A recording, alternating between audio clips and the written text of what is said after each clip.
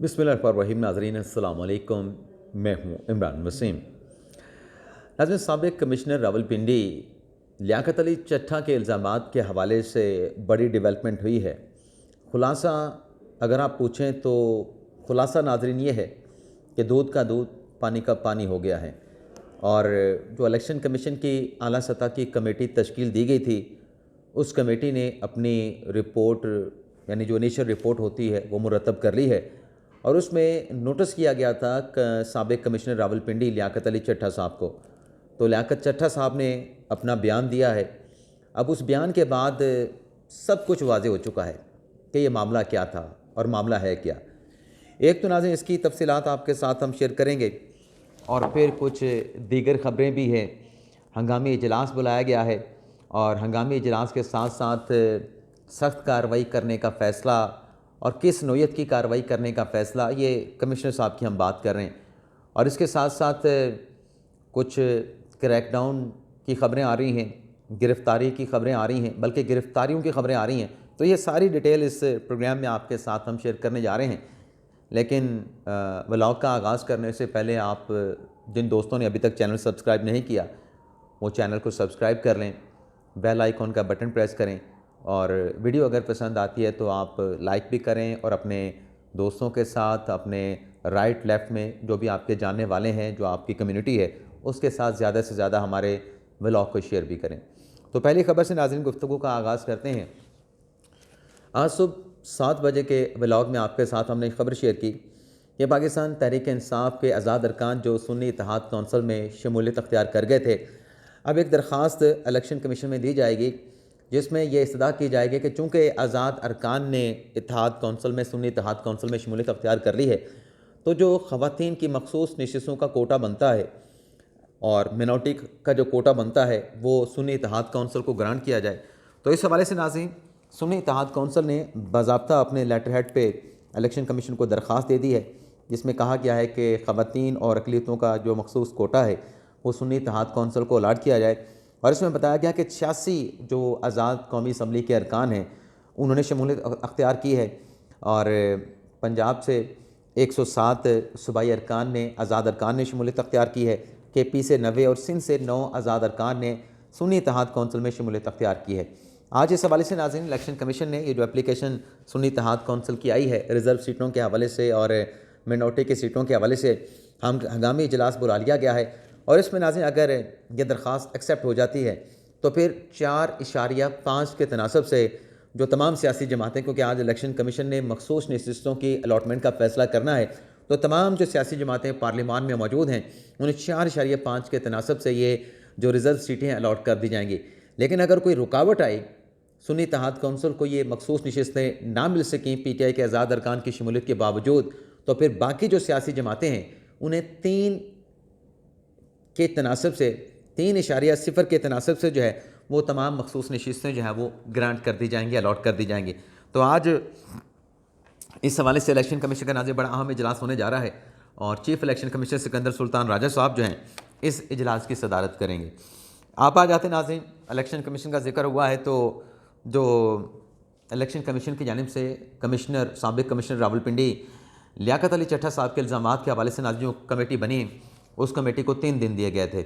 तो 3 दिन कमेटी के मुकम्मल हो गए थे और कमेटी ने तमाम जो DROs थे, जो ROs थे, उनके बयानात कलमबंद किए। और उसके बाद जब ये तमाम मुद्दा आ गया, तमाम बयानात मुतलका लोगों के आ गए, क्योंकि कमिश्नर साहब ने कहा था कि मैंने अपने नीचे ROs को हुक्म दिया था कि आप रिज़ल्ट को चेंज करें। तो पहले जिनको हुक्म देने की बात की, इल्ज़ाम लगाया कमिश्नर लियाकत अली चट्ठा साहब ने, उनके आला सतही कमेटी ने बयान रिकॉर्ड किए और फिर ज़राए के मुताबिक नाज़रीन नोटिस किया गया जनाब चट्ठा साहब को कि आप भी अपना बयान रिकॉर्ड कराएं। और ज़राए के मुताबिक उन्होंने अपना बयान जो है वो कलमबंद करवाया है, अपना बयान दिया है इलेक्शन कमीशन को। और उसमें नाज़रीन क्योंकि अभी तक मुकम्मल इंसाइट जो इसकी इन्फॉर्मेशन है सामने नहीं आ सकी, लेकिन ज़राए से नाज़रीन जो चीज़ सामने आई है उसमें यह बताया गया है कि लियाकत चट्ठा साहब ने जो इल्ज़ामात उन्होंने लगाए थे कि कैसे धांधली हुई, 60 हज़ार 70 हज़ार की लीड को कैसे चेंज करके हारने वाले को जितवाया गया,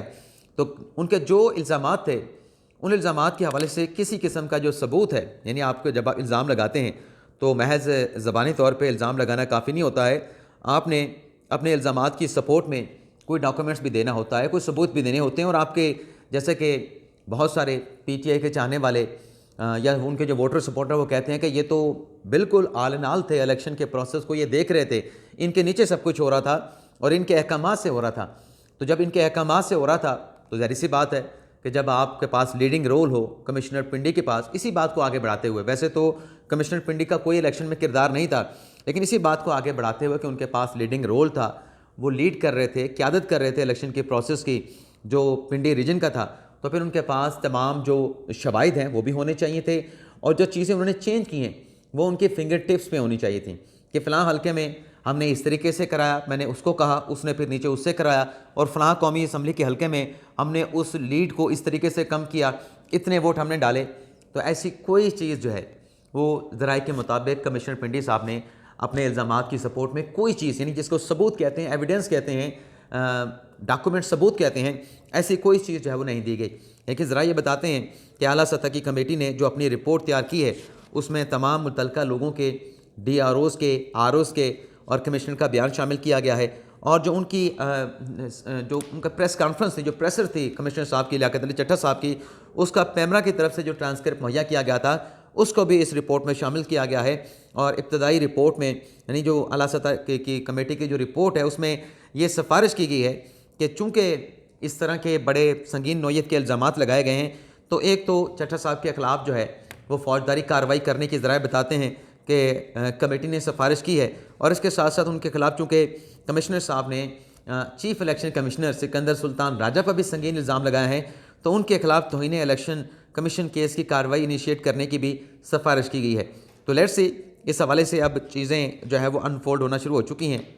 कंक्लूड भी हो रही हैं और कंक्लूजन के साथ साथ अनफोल्ड होना भी शुरू हो चुकी हैं। तो देखते हैं कि ये वो ऊँट जो है किस करवट बैठता है, कब इलेक्शन कमीशन इस रिपोर्ट के ऊपर इजलास बुला के अपना कोई फ़ैसला सादिर फरमाता है। एक नाज़रीन ये डेवलपमेंट होगी। इसके अलावा नाज़रीन जो हुकूमत साजी के मुआहदे हुए, तो स्पीकर जो मिला है मुसम्मिक नवाज़ को मरकज़ में कौमी असम्बली का,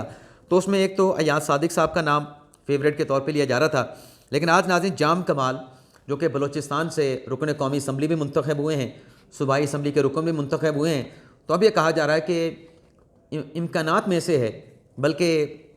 पॉसिबिलिटी बहुत ज़्यादा बताई जा रही है कि हो सकता है कि स्पीकर की जो सीट है वो बलूचिस्तान को दे दी जाए। और बलूचिस्तान से नाम आ रहा है जाम कमाल साहब का, और जाम कमाल साहब अगर स्पीकर बनते हैं कौमी असम्बली के, तो फिर इस सूरत में वो सूबाई असम्बली की जो सीट है उससे रिज़ाइन कर जाएंगे। इसके अलावा नाज़रीन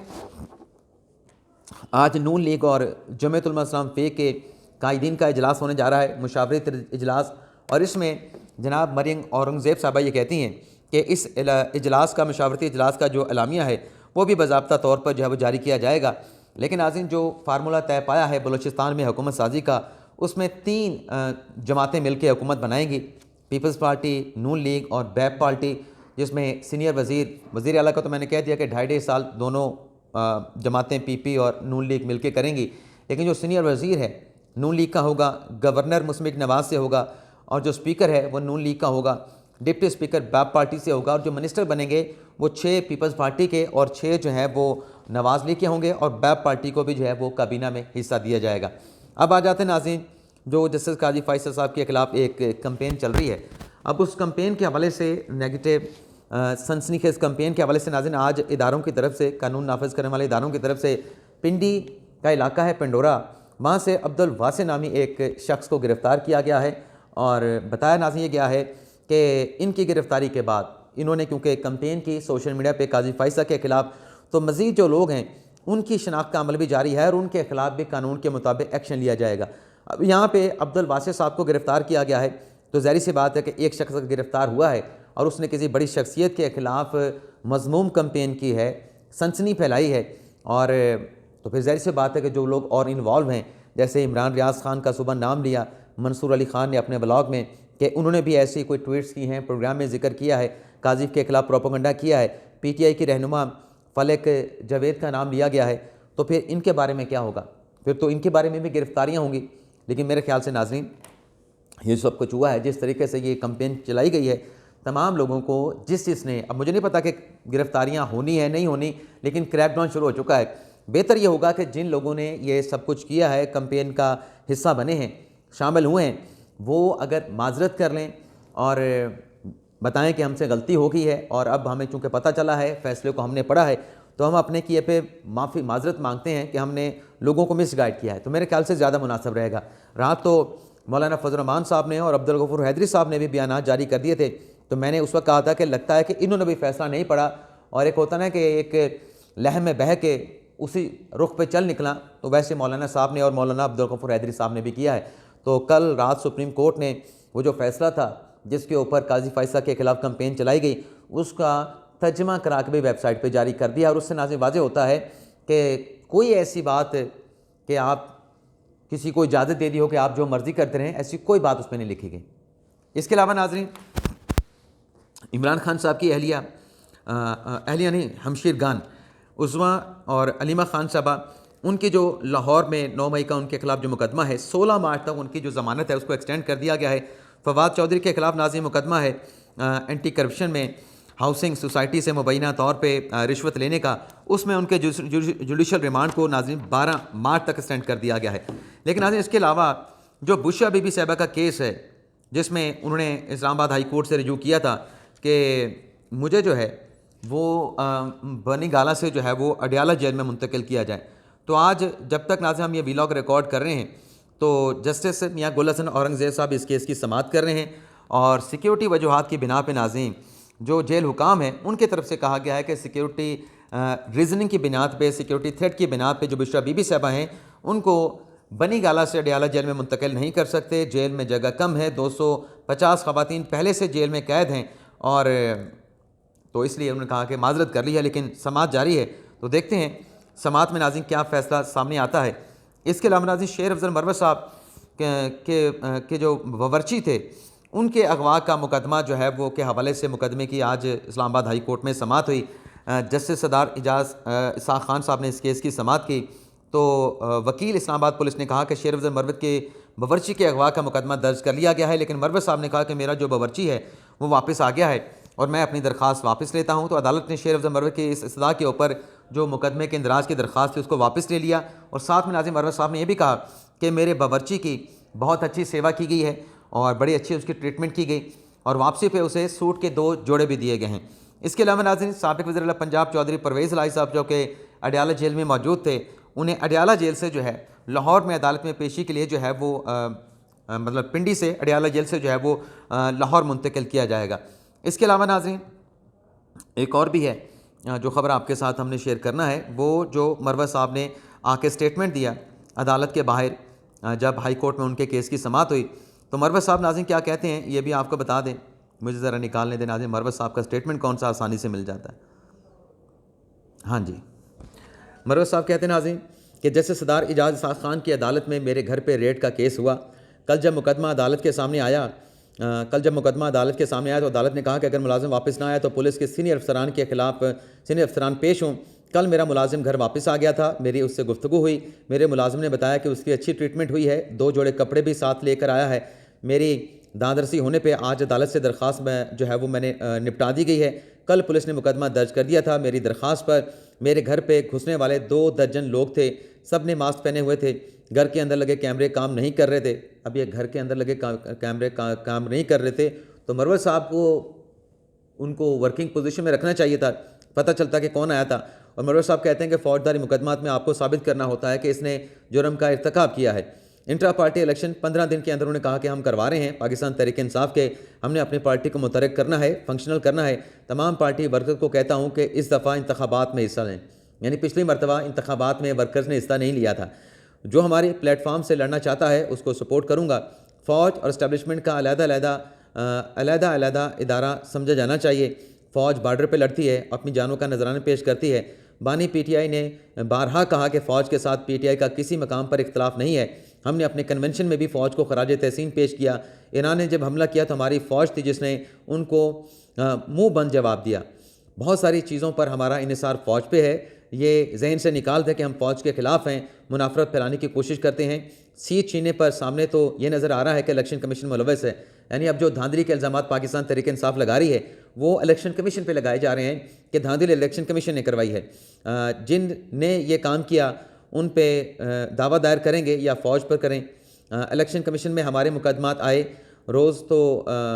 हमारा मैंडेट सियासी जमातों ने चोरी किया। सियासी जमातों के सहूलतकार इलेक्शन कमीशन और आरओज़ हैं। हमारी जंग पार्लिमान के अंदर और बाहर है। सफ़र हमारा मैंडेट नहीं मिला तो ये चैन से हुकूमत नहीं कर पाएंगे। यानी अगर हमारा मैंडेट ना मिला तो मरवत साहब कहते हैं कि जो हुकूमत बनने जा रही है ये चैन के साथ जो है अपनी हुकूमत नहीं कर पाएंगे। तो ये नाज़रीन